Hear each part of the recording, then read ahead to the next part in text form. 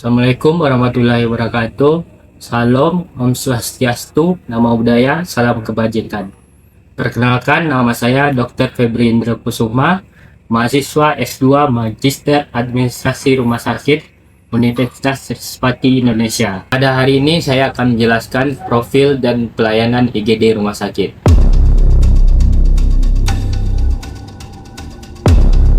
Instalasi gawat darurat atau yang biasa kita kenal dengan IGD adalah suatu bagian dari rumah sakit yang melayani pasien gawat darurat secara tepat dan cepat. IGD bukan hanya tempat darurat, tetapi juga tempat harapan bagi pasien.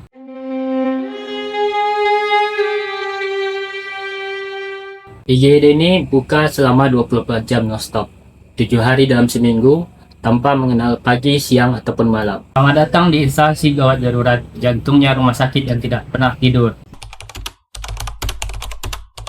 Di IGD rumah sakit terdiri dari beberapa fasilitas seperti ruangan triase, ruang observasi, ruangan tindakan, ruangan isolasi, dan ambulan 24 jam.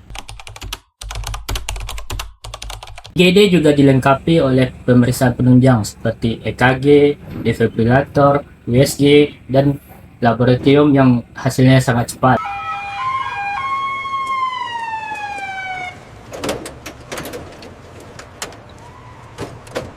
Apa itu triase?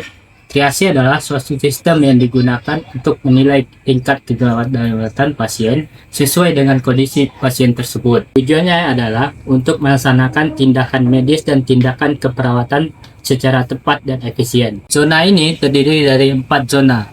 Pertama, zona merah, zona kuning, zona hijau, dan zona hitam. Pasien datang ke IGD, kemudian petugas jaga akan menilai dari triase pasien tersebut. Apakah pasien tersebut masuk ke zona merah, kuning, hijau, atau hitam. Kalian tahu tidak, kenapa zona ini dibagi berdasarkan warna? Yang pertama adalah zona merah.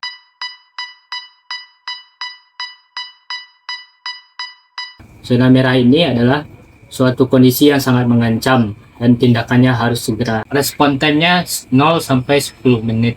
Pasien apa saja yang masuk ke zona merah? Pertama, pasien henti jantung, henti nafas, serangan jantung, shock, cedera kepala berat, dan lain-lain. Yang kedua adalah zona kuning.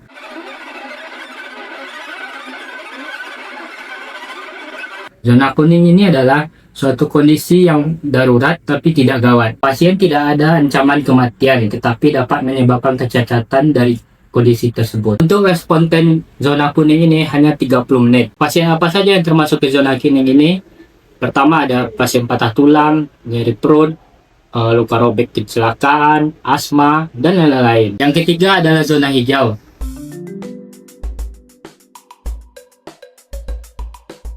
Zona hijau ini adalah suatu kondisi di mana tidak ada kegawat daruratan dan tidak ada ancaman kematian. Apa saja contoh dari zona hijau ini? Pertama, ada luka lecet yang tidak disertai dengan luka robek, seperti lecet pada kecelakaan, pada punggung tangan, punggung kaki, betis, dan yang lain-lain. Yang kedua, pasien mual muntah tanpa dehidrasi. Untuk respon time-nya 60 menit. Yang keempat adalah zona hitam.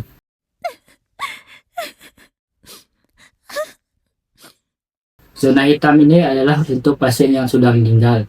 Untuk respon time-nya 90 menit. Jadi kesimpulannya adalah pasien yang datang ke IGD dengan tingkat gawat daruratan yang lebih parah akan didahulukan sesuai dengan triase. Selanjutnya saya akan menjelaskan tentang alur pelayanan dari IGD.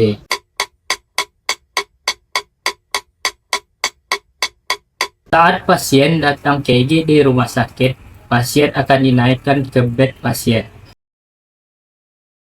Dan pasien akan dinilai dari triase pasien tersebut.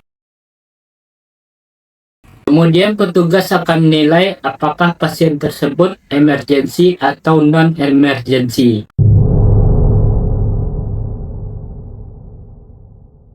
Apabila pasiennya emergency, maka dokter akan melakukan pemeriksaan kepada pasien dan kemudian akan melakukan resusitasi.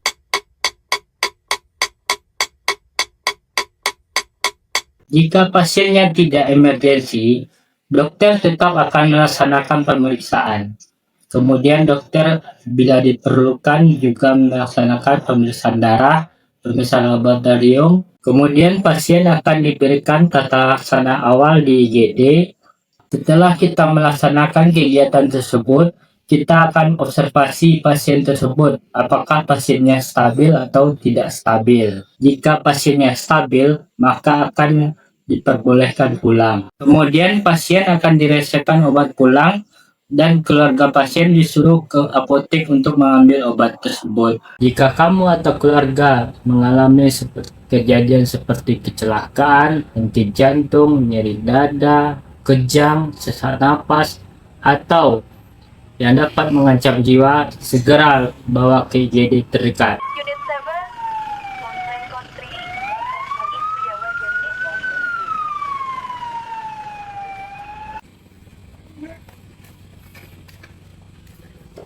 Setiap detik begitu berarti. Di sini nyawa dipertaruhkan dan harapan diciptakan. IGD bukan hanya tentang peralatan canggih, tetapi juga tentang kolaborasi.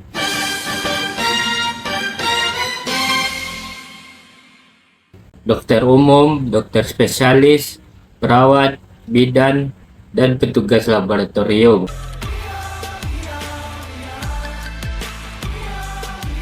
Semuanya bekerja hanya untuk satu tujuan, yaitu menyelamatkan nyawa.